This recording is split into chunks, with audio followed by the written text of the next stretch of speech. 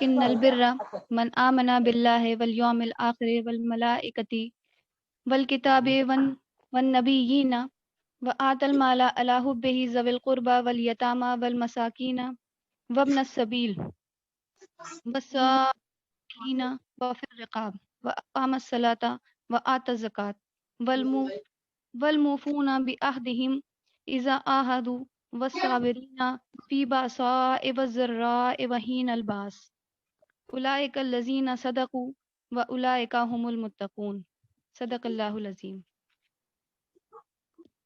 ترجمہ: نیکی یہ نہیں ہے کہ تم نے اپنے چہرے مشرق کی طرف کر لیے یا مغرب کی طرف، بلکہ نیکی یہ ہے کہ آدمی، انسان اللہ کو اور آخرت کے دن کو اور فرشتوں کو اور اللہ کی اتاری ہوئی کتاب اور اس کے پیغمبروں کو دل سے مانے اور اللہ کی محبت میں اپنا دل پسند مال رشتہ داروں اور یتیموں پر، مسکینوں اور مسافروں پر، مدد کے لیے ہاتھ پھیلانے والوں پر اور غلاموں کی رہائی پر خرچ کرے، نماز قائم کرے اور زکوٰۃ دے۔ اور نیک وہ لوگ ہیں کہ جب وعدہ کریں تو اسے پورا کریں اور تنگی و مصیبت کے وقت میں حق اور باطل کی جنگ میں صبر کریں، یہ ہیں سچے لوگ اور یہی لوگ پرہیزگار ہیں۔ یہ میں نے آپ لوگ کے سامنے سورہ بقرہ کی آیت نمبر 177 تلاوت فرمائی، جو کہ آیت البر بھی کہا جاتا ہے اس آیت کو۔ اس آیت میں اللہ رب العزت نے نیکی کی اصل حقیقت اور تقوی کا جو قرآنی معیار ہے وہ اللہ تعالیٰ نے تمام انسانوں کے سامنے پیش کیا ہے۔ اس آیت کو سمجھنے سے پہلے ہلکا سا تعارف اس کے پس منظر کا کر لیتے ہیں، کیونکہ اس کا پس منظر اگر ہماری نظر کے سامنے رہے گا تو اس آیت کو سمجھنا ہمارے لیے بہت آسان ہو جائے گا۔ اس آیت کا پس منظر ایک خاص واقعہ ہے جس کو ہم لوگ تحویل قبلہ کے نام سے جانتے ہیں۔ اللہ کے رسول صلی اللہ علیہ وسلم جب مکہ میں تھے تو اللہ کے رسول صلی اللہ علیہ وسلم اس طرح سے نماز پڑھتے تھے کہ دونوں قبلے یعنی کعبہ اور بیت المقدس دونوں ایک سیدھ میں رہا کرتے تھے اور دونوں کی تعظیم ہو جایا کرتی تھی جب اللہ کے رسول صلی اللہ علیہ وسلم نماز پڑھتے تھے۔ لیکن جب ہجرت کا حکم آیا، اللہ کے رسول صلی اللہ علیہ وسلم مدینہ گئے تو مدینہ میں اللہ تعالیٰ کا یہ حکم ہوا کہ آپ بیت المقدس کی طرف رخ کر کے نماز پڑھیں گے۔ تو اللہ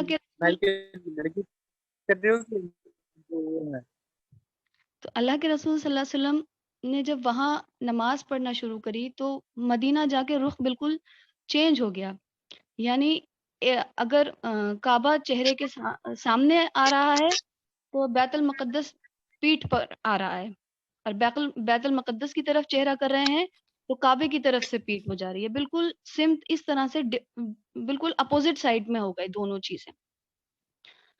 لیکن اللہ کے رسول صلی اللہ علیہ وسلم کو اللہ کا حکم تھا کہ وہ بیت المقدس کی طرف رخ کر کے نماز پڑھیں، اور یہ حکم تقریباً 16 یا 17 مہینے تک اللہ کا یہی حکم رہا کہ اس وقت تک بیت المقدس کی طرف ہی رخ کر کے نماز پڑھی جائے۔ 16-17 مہینے کے بعد جب اللہ تعالیٰ نے یہ حکم دیا کہ اب آپ کا قبلہ جو ہے وہ کعبہ کر دیا گیا ہے، اب آپ کعبے کی طرف رخ کر کے نماز پڑھیں، تو وہاں پر ایک وہاں پر جو یہودی مدینے میں رہا اس وقت جو تھے، وہاں کے جو یہودی تھے، ان کے اندر تھوڑی سی کٹر پنتی تھی۔ وہ اس وقت تو انہوں نے کوئی اعتراض نہیں کرا، جب تک اس 16-17 مہینے کے وقفے میں جب بیت المقدس کی طرف رخ کر کے نماز پڑھتے رہے، اس وقت تک انہوں نے کوئی اعتراض نہیں اٹھایا مسلمانوں کے اوپر۔ لیکن جیسے ہی قبلہ تبدیل ہوا، جیسے ہی اللہ تعالیٰ نے کعبے کی طرف رخ کر کے نماز پڑھنے کا حکم کیا، تبھی جو ہے انہوں نے ایک پروپیگنڈا شروع کر دیا کہ یہ کیسا دین ہے، یہ کیسا نبی ہے آپ کا، یہ کیسا رسول ہے کہ 16 مہینے تو آپ سے ادھر رک کر کے نماز پڑھوائی ہے اور اب 16 مہینے 17 مہینے بعد کہہ رہا ہے کہ اب اس طرف رخ کر کے پڑھو. اور اگر پہلے والا قبلہ آپ کا صحیح تھا تو اب آپ کی عبادتوں کا کیا ہوگا, اب آپ کی نمازوں کا کیا اجر ملے گا آپ کو. اور اگر اب والا قبلہ صحیح ہے آپ کا تو آپ کیوں 16-17 مہینے کی عبادتوں کا کیا ہوگا, اس کا آپ کو کیا اجر ملے گا. تو یہ ایک ایسا پروپیگنڈا پھیلایا تھا کہ اس سے کچھ کچھ تو ایسے مسلمان تھے جو سیدھے سچے قسم کے مسلمان تھے, تو وہ اس میں آ گئے تھے اور وہ سوچنے پر مجبور ہو گئے تھے کہ ہاں یہ کیا ہوا, یہ کیسے, یہ جو بات ہے تو واقعی یہ سوچنے لائق ہے, غور و فکر کرنے لائق ہے. اب کیا ہوگا, ہماری ان 16 مہینے کی نمازوں کا کیا ہوگا. تب اس خاص موقع پر اللہ تعالیٰ نے یہ آیت نازل فرمائی جس میں کہ اللہ تعالیٰ نے یہ بات ظاہر کری, یہ بات انسانوں کو سمجھا دی کہ اللہ تعالیٰ ظاہر پر اتنا زور نہیں دیتا ہے جتنا کہ اللہ تعالیٰ انسان کے باطن پر زور دیتا ہے. تو اب اس کے بعد اس کو اس آیت کے جو موضوع کی اہمیت ہے, اس آیت کے موضوع کی اہمیت یہ ہے کہ انسانی وجود جو ہے وہ دو چیزوں سے مل کر بنا ہے. ایک تو وہ جسم ہے, مادہ ہے, اور دوسری چیز ہے اس کی روح. انسانی وجود کا جیسے جسم ہے تو اس کو قائم و دائم رکھنے کے لیے انسان کو کھانے کی, غذا کی ضرورت ہوتی ہے. اگر وہ اسے نہیں ملے گی تو اس کا جسم کیا ہونے لگ جائے گا, خراب ہونے لگ جائے گا, وہ کمزوری کی طرف جانے لگ جائے گا. اور اسی طرح سے روح ہے. اب یہ جو روح, جو انسانی روح ہے, اس میں اللہ تعالیٰ نے نیکی اور بدی کا جو شعور ہے وہ الہام کر دیا ہے. یعنی ہر انسان کو پتا ہے کہ نیکی کیا ہے اور بدی کیا ہے. تو ہر طبقے کا, جتنے بھی طبقے سماج میں پائے جاتے ہیں, ان سب کی یہ روح کا تقاضا ہے کہ ان کے اندر کوئی نہ کوئی نیکی کا کوئی نہ کوئی کانسیپٹ سب کے اندر ہے. جو بھی طبقے پائے جاتے ہیں, جو بھی سوچ, جو بھی کیٹیگری اس سماج کے اندر پائی جاتی ہے, سب لوگ نیکی کا کوئی نہ کوئی ایک تصور ضرور رکھتے ہیں. وہ بس ظاہر اچھے دکھنے والا طبقہ ہو یا بظاہر برا دکھنے والا طبقہ ہو, لیکن سب کے اندر ایک نیکی کا ایک تصور رہتا ہے. اب جو خاص کر کے جو طبقات نظر آتے ہیں وہ 3 طرح کے طبقے نظر آتے ہیں. ایک تو ایک کاروباری طبقہ ہوتا ہے جو کہ کاروبار کرتا ہے, بہت پیسے والا ہوتا ہے, وہ نماز, روزہ, حج, زکوٰۃ سب کچھ کرتا ہے, اور مدرسوں کی رسیدیں بھی کٹاتا ہے, مسجدوں میں بھی وہ زکوٰۃ خیرات کرتا ہے, اور بھی کئی جگہوں پر خرچ کرتا ہے. ساتھ میں ذخیرہ اندوزی بھی کرتا ہے, ملاوٹ بھی کرتا ہے, اور سود خوری بھی کرتا ہے. پھر دوسرا ایک طبقہ ہوتا ہے جو جدید تعلیم یافتہ طبقہ ہوتا ہے. وہ کیا کرتا ہے, وہ نیکی کا تصور تو ہوتا ہے اس کے اندر, لیکن جو عبادت کی جو رسومات ہوتی ہیں, یعنی نماز, روزہ, حج, زکوٰۃ, اس کا یہ کانسیپٹ ہوتا ہے کہ وہ یہ سوچتا ہے کہ بھئی یہ تو ایک پرسنل معاملہ ہے, جو کر لے وہ ٹھیک ہے اور جو نہ کرے وہ بھی ٹھیک ہے. اور ایک تیسرا طبقہ جو ہوتا ہے وہ ایک کٹر طبقہ ہوتا ہے.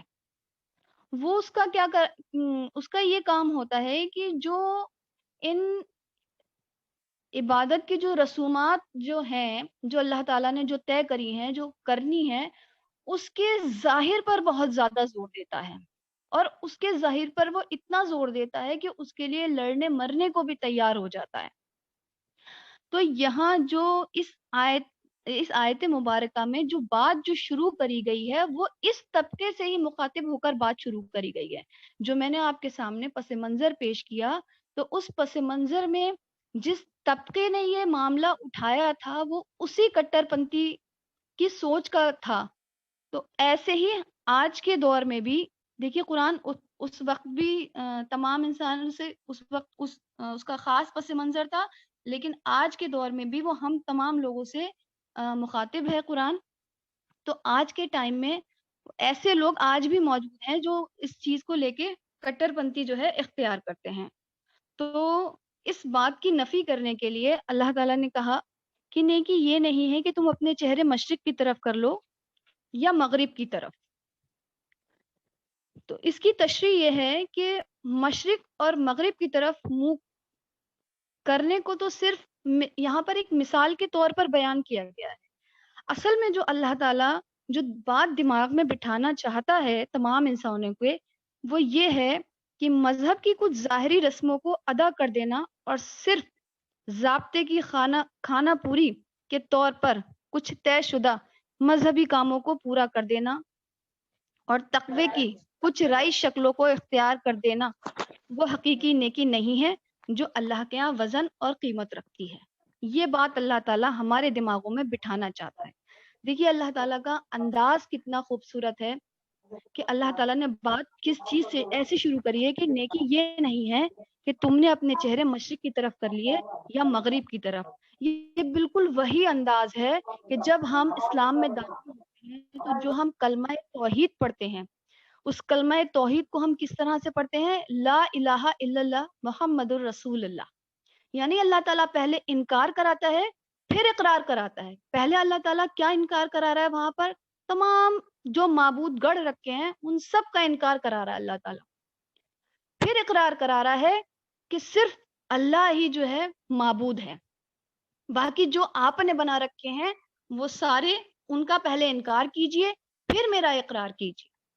تو اسی طریقے سے اللہ تعالیٰ یہاں پر کہہ رہا ہے کہ نیکی یہ نہیں ہے کہ تم نے اپنے چہرے پورب کی طرف مشرق کی طرف کر لیے یا مغرب کی طرف. اب اس کے آگے اللہ تعالیٰ بتا رہا ہے، پہلے بتا دیا کہ یہ ظاہری چیزیں جن پر تم زور دے رہے ہو یہ نیکی نہیں ہے، پھر اس کے بعد اللہ تعالیٰ بتا رہا ہے کہ اصل نیکی ہے کیا. اب اصل نیکی اللہ تعالیٰ بتا رہا ہے. اب دیکھیے جب نیکی کی بات آ رہی ہے تو ذہن میں یہ بات آتی ہے کہ اب کوئی عمل کرنے کے کام بتائے جائیں گے. اب اللہ تعالیٰ کچھ کہے گا کہ یہ کام کرو یہ نیکی ہے، یہ کام کرو یہ نیکی ہے، یہ کام کرو یہ نیکی ہے. لیکن یہاں پر دیکھیے اللہ تعالیٰ بالکل الگ بات کہہ رہا ہے.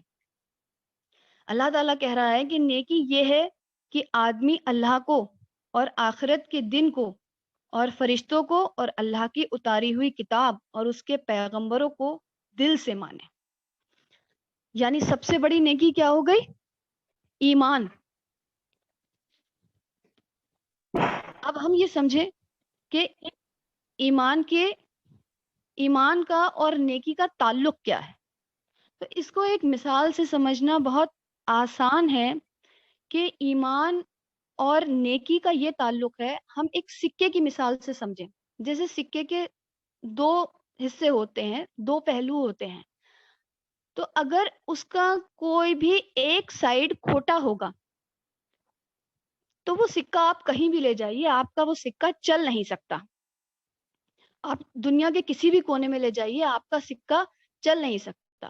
یعنی آپ نیکی کرے جا رہے ہیں لیکن آپ کے پاس ایمان کی کیفیت ہے ہی نہیں، تو آپ کی وہ نیکی اللہ تعالیٰ کے نزدیک قابل قبول نہیں ہوگی. اور دوسری طرف آپ کے پاس ایمان کی کیفیت تو ہے لیکن آپ کے دل اتنے سخت ہیں کہ وہ آپ کو نیکی پر ابھارتا ہی نہیں ہے. تو یہ بھی اللہ تعالیٰ کے ہاں، یہ کیفیت بھی اللہ تعالیٰ کے ہاں قابل قبول نہیں ہے. اب اس میں بھی اللہ تعالیٰ نے جو ہے سارے ہی ایمان کا ذکر کیا. یعنی ایمان جو ہے ایمان کے 3 حصے ہیں جس کو ہم کہتے ہیں ایمان ثلاثہ، جس میں سب سے پہلے نمبر پر آتا ہے ایمان باللہ، دوسرے نمبر پر آتا ہے ایمان بالآخرت اور تیسرے نمبر پر آتا ہے ایمان بالرسالت. اب ان تینوں کا ہم سمجھیں گے کہ الگ الگ کیا تعلق ہے نیکی سے. تو سب سے پہلے ہم سمجھتے ہیں ایمان باللہ کا نیکی سے تعلق. دیکھیے جس طرح سے ہماری عقل سلیم اور ہماری فطرت جب اس کا کمبینیشن ملتا ہے، جب یہ دونوں بالکل ٹھیک سمت میں چلتی ہے، ہماری عقل اور ہماری فطرت جب بالکل ٹھیک سمت میں چلتی ہے جیسا کہ اللہ تعالیٰ نے اس کے چلنے کا حق رکھا ہے، تب ہمیں جو کیفیت جو منزل ہمیں جو ملتی ہے وہ ہوتی ہے ایمان کی منزل. یعنی ہمارے اندر وہ شعوری ایمان پیدا ہو جاتا ہے. اسی طریقے سے جب ایمان باللہ اور نیکی کا کمبینیشن ملتا ہے، جب ایمان باللہ کے ساتھ ہم کسی نیکی کو کوئی بھی نیکی کرتے ہیں وہ چھوٹی سے چھوٹی ہو یا بڑی سے بڑی، تو جو کیفیت وجود میں آتی ہے اس کو ہم ایک ورڈ میں اگر ڈسکرائب کریں تو اس کو ہم کہیں گے اخلاص نیت. یعنی ہم اللہ کے لیے خالص ہو جاتے ہیں، بالکل ہمارا ہر کام اللہ کے لیے ہو جاتا ہے، جس کے بارے میں اللہ کے رسول صلی اللہ علیہ وسلم کا ارشاد ہے کہ نیک اعمال کا دار و مدار نیت پر ہے. اگر نیت ٹھیک ہے تو اس کا ثواب ملے گا، ورنہ نہیں ملے گا. کوئی عمل چاہے وہ دکھنے میں نیک ہو، اس کا اجر آخرت میں صرف اسی صورت میں ملے گا جبکہ وہ خدا کی خوشنودی کے لیے کیا گیا ہو. اگر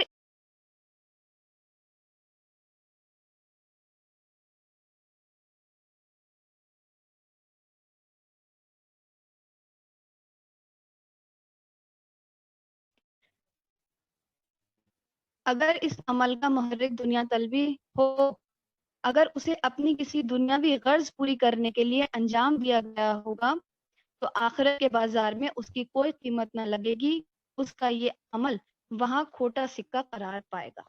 یہ ہے وہ بات جو اللہ تعالیٰ سمجھانا چاہ رہا ہے یہاں، کہ نیکی اور ایمان باللہ کا جو تعلق ہے، اگر وہ کام ہم نے اللہ کے لیے نہیں کرا، اپنی نیتوں کو خالص کر کے صرف خدا کے لیے نہیں کرا، تو ہمیں اس کا کوئی اجر اللہ کے یہاں نہیں ملے گا. اس کی مثال ایک مشہور حدیث سے دوں گی. اللہ کے رسول صلی اللہ علیہ وسلم نے فرمایا کہ جب حشر کے دن جب اللہ کی عدالت قائم ہوگی تو وہاں پر سب سے پہلا جو حساب لیا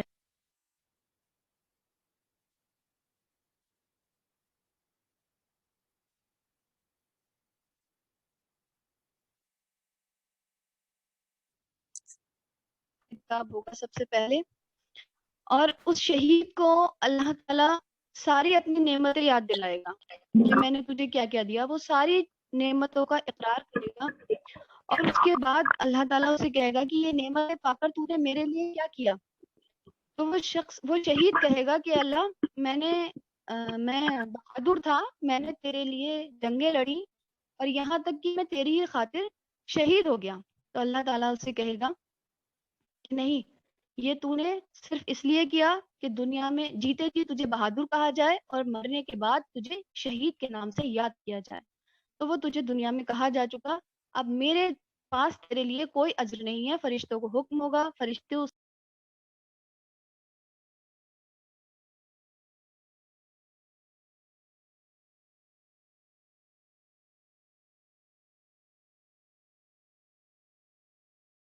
اسی طرح سے ایک تقی کو لایا جائے گا جس کو اللہ تعالیٰ نے بہت سارا مال اور دولت دیا ہوگا، پھر اس کو بھی اللہ تعالیٰ ایسے ہی اپنی نعمتیں یاد دلائے گا اور اللہ تعالیٰ کہے گا کہ پھر تو نے میرے لیے کیا کرا. تو وہ بھی یہی جواب دے گا کہ اللہ تعالیٰ میں نے جہاں جہاں تو نے مجھے خرچ کرنے کا حکم دیا تھا میں نے تیرے لیے خرچ کیا. تو اللہ تعالیٰ کہے گا کہ تو نے میرے لیے خرچ نہیں کرا، تو نے صرف اس لیے کرا کہ تجھے دنیا میں سخی کہا جائے، سو وہ تجھے کہا جا چکا، اب میرے پاس تیرے لیے کچھ نہیں ہے. اور اس کو بھی ایسے میں دھکیل دیا جائے گا. پھر ایک بھی ایسا ہی معاملہ ہوگا، اس نے بھی دنیا کی شہرت کے لیے علم سیکھا ہوگا اور سکھایا ہوگا، تو اس کا بھی یہی حال ہوگا. تو اگر ہم بھی اپنی نیکی کو ایمان باللہ کے بغیر کرتے ہیں، اگر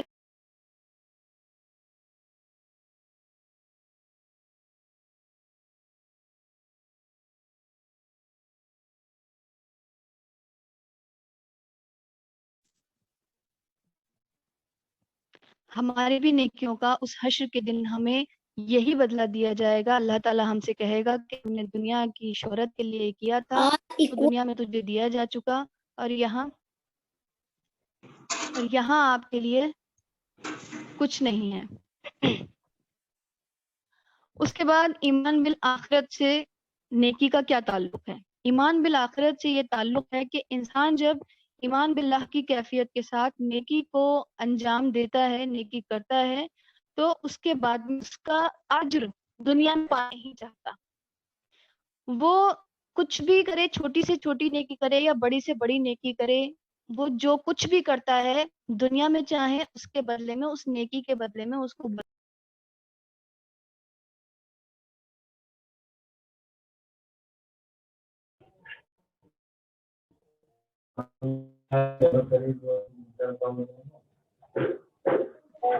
میں اذیت ہے، لیکن وہ نہیں کرتا ہے کیونکہ اس کو ہوتا ہے کہ اس حشر کے دن مجھے اس کا پورا پورا حساب دیا جائے جو کچھ میں یہاں پر کر رہا ہوں۔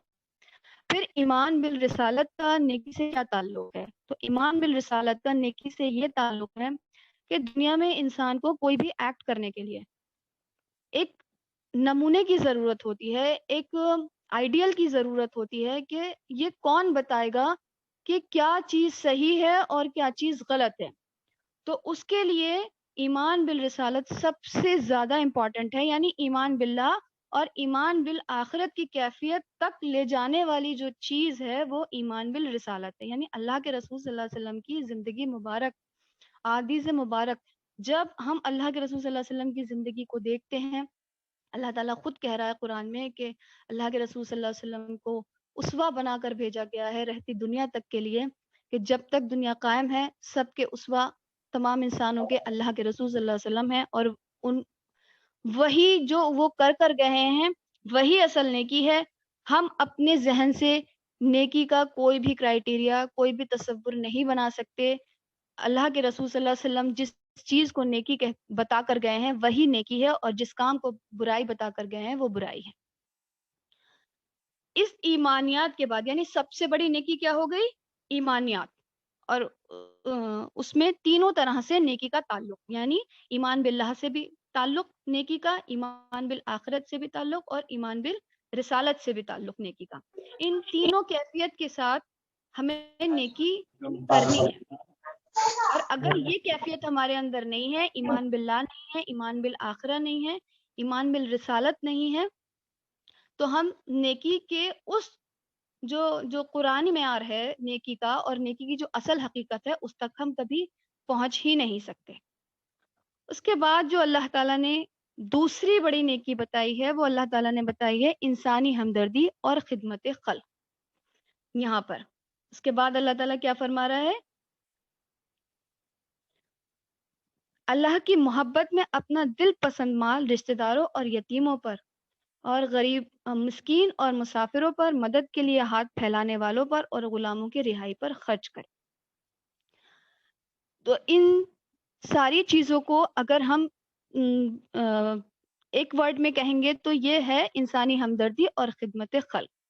دیکھیے جہاں اسلام کے ارکان کا ذکر آتا ہے تو وہاں پر ایمان کے بعد عبادت آتی ہے، لیکن جہاں نیکی اور تقوی کا ذکر آتا ہے وہاں پر ایمان کے بعد انسانی ہمدردی اور خدمت خلق کا ذکر ہوتا ہے۔ اس کی مثال میں حدیث سے دوں گی کہ اللہ کے رسول صلی اللہ علیہ وسلم نے ایک بار صحابہ اکرام سے پوچھا کہ آپ کے نزدیک مسکین کون شخص ہوگا؟ تو تمام صحابہ خاموش رہے اور کہا اللہ کے رسول صلی اللہ علیہ وسلم ہی بہتر جانتے ہیں۔ کچھ نے اس میں کہا کہ وہ ہوگا جس کے پاس مال و زر نہیں ہوگا، جس کے پاس جائیداد نہیں ہوگی، پیسہ نہیں ہوگا، وہ ہوگا مسکین۔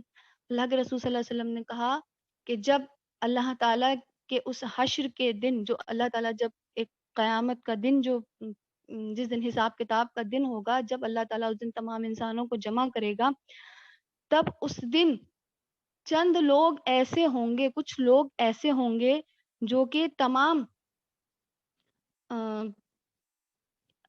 عبادت لیے ہوئے ہوں گے، ان کے پاس نمازیں ان کی مکمل ہوں گی، ان کے پاس حج ہوگا، ان کے پاس روزے ہوں گے، ان کے پاس زکوٰۃ ہوگی اور تمام نیکیاں ہوں گی، لیکن جب اللہ تعالیٰ ان کا حساب لے گا تو پتہ یہ چلے گا کہ وہ انسانوں کا، دنیا میں انہوں نے انسانوں کا کوئی حق ادا کرا ہی نہیں، وہ انسانوں کے حق کو مار کر آئے ہیں، یعنی انسانی ہمدردی اور خدمت خلق سے وہ لوگ بالکل خالی ہوں گے۔ تو کیا ہوگا؟ نتیجہ یہ ہوگا کہ اللہ تعالیٰ جن کے اللہ تعالیٰ نے اس شخص کے اوپر جن انسانوں کے حق تھے، اللہ تعالیٰ اس کی وہ ساری چیزیں، وہ نماز، روزہ، حج، زکوٰۃ اور تمام نیکیاں وہ ان میں تقسیم کر دے گا، اور جب اس کے بعد بھی اس کے اوپر اور قرضہ نکلے گا تو اللہ تعالیٰ ان لوگوں کے جو گناہ ہوں گے وہ اس شخص کے اوپر لاد دے گا۔ تو اللہ کے رسول صلی اللہ علیہ وسلم نے فرمایا کہ وہ شخص ہوگا مسکین، وہ شخص ہوگا اس دن جو رحم کے قابل ہوگا اور جو اتنا سب کچھ لے کر جائے گا لیکن پھر بھی اللہ کے سامنے وہ ہے خالی ہاتھ ہو جائے گا. تو یہ ہے اس کی اہمیت، انسانی ہمدردی اور خدمت خلق کی، کہ اللہ تعالیٰ کتنا بڑا اللہ تعالیٰ نے اس چیز کا مقام رکھا ہے. انسان کو اللہ تعالیٰ نے انسانی ہمدردی اور خدمت خلق کے لیے پیدا کیا. اب اس کی مثال چوتھے پارے کی پہلی آیت سے ہی ہمیں ملتی ہے. اللہ تعالیٰ قرآن میں فرما رہا ہے کہ نیکی کے مقام کو تم تب تک پہنچ ہی نہیں سکتے جب تک وہ چیز اللہ کی راہ میں قربان نہ کر دو جو تمہیں دل پسند ہو. دل پسند مال جب تک اللہ کی راہ میں قربان نہ کر دو تب تک تم نیکی کے مقام کو پہنچ ہی نہیں سکتے. اور دوسری جگہ اللہ تعالیٰ نے اس انسانی ہمدردی اور خدمت خلق کو ایک گھاٹی کی مثال سے گھاٹی سے اللہ تعالیٰ نے اس کو کمپیئر کیا ہے کہ یہ ایک مشکل گھاٹی ہے انسانی ہمدردی اور خدمت خلق. لیکن جو اس کو پار کر لے گا، جو اس گھاٹی سے جو ہے اس کی ساری مشکلات، اس کی ساری پریشانیوں کو سمیٹ کے اور انسانی ہمدردی کو کرتے ہوئے، خدمت خلق کو کرتے ہوئے اس گھاٹی کو پار کر لے گا، تو اللہ تعالیٰ نے اس کو اتنی بڑی خوشخبری دی ہے کہ اگر انسان ایمان کے ساتھ اسے عبور کر لے تو اس کا ایمان نور علی نور والا ایمان ہوگا. پھر اس کے بعد اللہ تعالیٰ جو تیسری چیز یہاں پر بتا رہا ہے وہ اللہ تعالیٰ بتا رہا ہے خیرات اور صدقات. انسانی ہمدردی اور خدمت خلق کے بعد جو اللہ تعالیٰ جو چیز بتا رہا ہے وہ خیرات اور صدقات بتا رہا ہے اللہ تعالیٰ. یعنی اپنا جو دل پسند مال ہے وہ کہاں کہاں خرچ کرنا ہے وہ بتا رہا ہے اللہ تعالیٰ کہ سب سے پہلا. اور اللہ تعالیٰ نے اس میں اتنی فطری ترتیب بنائی ہے، اتنی بہترین اللہ تعالیٰ نے اس میں ترتیب تمام انسانوں کے سامنے رکھ دی ہے کہ سب سے پہلے آپ کو اپنا وہ دل پسند مال اپنے رشتہ داروں میں خرچ کرنا ہے، پھر یتیموں پر خرچ کرنا ہے، مسکین پر خرچ کرنا ہے، مسافروں پر خرچ کرنا ہے. اور وہ لوگ جو اپنی غیرت کو ان کی غیرت ان کو گواہی نہیں دیتی کہ کسی کے آگے اپنا سوال رکھیں، لیکن پھر بھی وہ اتنے مجبور ہو جاتے ہیں کہ وہ آپ کے سامنے مدد کے لیے ہاتھ پھیلانے کے لیے آتے ہیں، تو وہاں خرچ کرنا ہے. اور وہ ان غلاموں کی رہائی پر آپ کو خرچ کرنا ہے. تو یہ اللہ تعالیٰ نے وہ سیریز بتا دی ہے کہ آپ کو کہاں کہاں یہ خرچ کرنا ہے. اور یہ ساری جو چیزیں بتائی ہیں کہ رشتہ داروں کو میں خرچ کرنا ہے، یتیموں میں خرچ کرنا ہے، مسکینوں میں خرچ کرنا ہے، مسافروں پر خرچ کرنا ہے، تو یہ سب جو ہے، یہ صدقات جو ہے، یہ نوافل کا ذکر کیا ہے اللہ تعالیٰ نے. جو فرض ہے اس کا ابھی آگے آ کر ذکر آئے گا، لیکن یہ اللہ تعالیٰ نے نوافل صدقات کا ذکر کیا ہے. یتیم رشتہ دار، دیکھیے ہم لوگ اپنے رشتہ داروں پر خرچ کرتے ہیں، لیکن وہ خرچ کرنا ہمارا کیا ہے کہ ہم اپنے برابری کے لوگوں پر خرچ کرتے ہیں. جیسی میں ہوں ویسے ہی لوگوں پہ خرچ کر دیتی ہوں. لیکن اللہ کے ہاں یہ جو ہے ہمیں اس کا اجر کب ملے گا؟ جب ہم اپنے ان غریب رشتہ داروں پر خرچ کریں کہ جیسا ہم خرچ کر رہے ہیں وہ خرچ کرنے کی استطاعت نہیں رکھتے. ہمارے پاس 3 ٹائم کھانے کو ہے، ان کے پاس 1 ٹائم کھانے کو ہے، تو ہم یہ بیلنس بنائیں کہ ان کے پاس بھی 3 ٹائم کھانے کو ہو جائے جیسے ہمارے پاس 3 ٹائم کھانے کو ہے. تو ان رشتہ داروں پر خرچ کرنا ہے، یہ نہیں کہ اپنے لیول کی جیسے ہم ہیں ویسے ہی رشتہ داروں پر خرچ کر رہے ہیں. اس بات کو ہم غلط اس میں لیں کہ اللہ تعالیٰ تو کہہ رہا ہے اپنے رشتہ داروں پر خرچ کرو، تو رشتہ داروں میں بھی وہ رشتہ دار جو آپ کو، جو اللہ تعالیٰ نے فضل دیا ہے، جو اللہ تعالیٰ نے آپ کا رزق زیادہ دیا ہے آپ کو اور ان کا کم دیا ہے، تو آپ کو وہ چیزیں بیلنس کرنی. پھر یتیم کا تو اللہ تعالیٰ نے اتنا بڑا اجر رکھا ہے کہ ایک چھوٹی سی حدیث سے آپ کو یہ بات، بس ایک چھوٹی سی حدیث اس میں پیش کروں گی کہ اللہ کے رسول صلی اللہ علیہ وسلم نے فرمایا کہ جو شخص ایمان کی کیفیت کے ساتھ کسی یتیم کو اوپر خرچ کرتا ہے تو اللہ کے نزدیک وہ ایسا ہو جاتا ہے کہ دن کو روزہ رکھنے والا ہو اور ساری رات جاگ کر عبادت کرنے والا شخص. پھر اس کے بعد مسکین کون ہوتے ہیں؟ مسکین وہ لوگ ہوتے ہیں جو کہ اپنی ضرورت پوری نہیں کر پاتے ہیں، جو دنیا میں تمام ہاتھ پاؤں مارتے ہیں.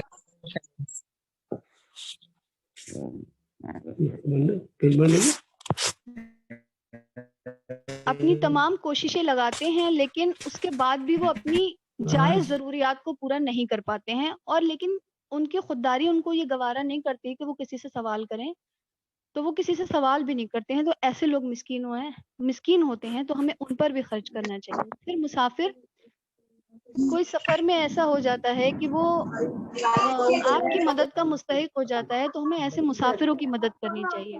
اور ہاتھ پھیلانے والے جو آپ کے پاس آتے ہیں اپنے سوال کو لے کر، تو آپ کی جو بھی استطاعت ہے آپ اس کے حساب سے ان کی مدد کریں. غلاموں کی رہائی، دیکھیے آج تو یہ کانسیپٹ نہیں ہے کہ غلاموں کی رہائی کا کوئی ایسا کانسیپٹ نہیں ہے، غلامی کا کانسیپٹ ہی ختم ہو گیا، یہ تو اس وقت کا ہے خاص. لیکن آج کے ٹائم میں ہم اس کو جو سمجھیں گے تو وہ لوگ جو قرض میں پھنسے ہیں اور اس طرح پھنس جائیں کہ کتنے ہی ہاتھ پاؤں مار لیں وہ، لیکن وہ اس سے نکل نہ پا رہے ہیں، تو ایسے لوگوں کو قرض سے نکالنا جو ہے وہ ان کو غلامی سے رہائی دلانا ہے. اب جیسا کہ میں نے ذکر کرا کہ یہ سارے جو صدقات، یہ جو جتنی بھی چیزیں ذکر کری گئی ہیں، یہ سب نوافل کا ذکر ہے. یعنی آپ کا جو فرض آپ کے اوپر کہا گیا ہے، جو اللہ تعالیٰ نے ہمارے اوپر جو فرض کیا خرچ کرنے کے لیے، اس کے علاوہ ہم کو یہ خرچ کرنا ہے. اب اس اب تک جو باتیں آئی ہیں وہ دو باتیں آئی ہیں. نیکی کے تعلق سے دو باتیں آئی ہیں. ایک یہ کہ نیکی کی روح باطنی جو ہے وہ ایمان ہے، یعنی نیکی کی جڑ کیا ہے؟ ایمان. اور دوسری بات جو آئی ہے وہ یہ ہے کہ نیکی کی روح کا جو مظہر اول ہے وہ ہے خدمت خلق اور انسانی ہمدردی. اب تیسری چیز جو یہاں پر آ رہی ہے وہ آ رہی ہے عبادت یا حقوق اللہ. اس میں اللہ تعالیٰ دو چیزوں کا ذکر کر رہا ہے. اللہ تعالیٰ یہاں پر کہہ رہا ہے کہ نماز قائم کریں اور زکوٰۃ دیں. تو نماز کا جو ذکر ہے وہ یہ ہے کہ نیکی کی روح باطنی یعنی ایمان کی جو کیفیت ہے اسے تر و تازہ رکھنے والی چیز جو ہے وہ سب سے بڑی چیز نماز ہے. اللہ سے تعلق قائم اور دائم کرنے والی جو چیز ہے وہ نماز ہے. اللہ کی یاد ہمارے دلوں میں ہر وقت رہے تو اس کی سب سے جو امپورٹنٹ چیز وہ نماز ہے. اس لیے اللہ تعالیٰ نے یہاں پر نماز پر اس کے بعد جو ہے انسانی ہمدردی کے بعد نماز پر زور دیا ہے. اور آخرت کی فکر جو دل میں موجود جو رہنے کا سب سے بڑا ذریعہ وہ نماز ہی ہے. پھر اس کے بعد میں اللہ تعالیٰ نے زکوٰۃ کا ذکر کیا ہے. تو زکوٰۃ کا معاملہ یہ ہے کہ وہ انفاق مال خرچ کرتے ہیں، تو یہ زکوٰۃ جو ہے وہ فرض کری گئی ہے ہمارے اوپر. یعنی اس کو ہم اس طرح سے سمجھیں جیسے ایک بوٹل ہے، اس کا جب ڈھکن کھلے گا تبھی اس میں سے کوئی چیز باہر آئے گی. تو جو زکوٰۃ ہے وہ اس بوٹل کا کیپ ہے، یعنی وہ تو ہمیں کھولنا ہی کھولنا ہے. جب تک وہ نہیں کھلے گا تو اس کے اندر سے کچھ نہیں نکل کر آ سکتا. تو یہ اللہ تعالیٰ نے جو فرض کی ہے وہ اسی وجہ سے کہ وہ تو آپ کو دینا ہی دینا ہے، لیکن اس کے علاوہ بھی اگر اللہ تعالیٰ نے آپ کو نوازا ہے اور وہ زکوٰۃ دینے کے باوجود بھی آپ اتنی استطاعت رکھتے ہیں کہ آپ لوگوں کی مدد کر سکیں، تو اوپر ابھی جن چیزوں کا ذکر ہوا تھا، جہاں پہ خرچ کرنے کا ذکر ہوا تھا، تو وہاں آپ کو لازمی ہے کہ آپ وہاں پر خرچ کریں. اس کے بعد جو اللہ تعالیٰ جس نیکی کا ذکر کر رہا ہے وہ انسانی معاملات اور ایفائے عہد ہے. انسانی معاملات میں اللہ تعالیٰ جس چیز کا ذکر کر رہا ہے وہ ہے کہ اور نیک وہ لوگ ہیں کہ جب وعدہ کریں تو اسے پورا کریں.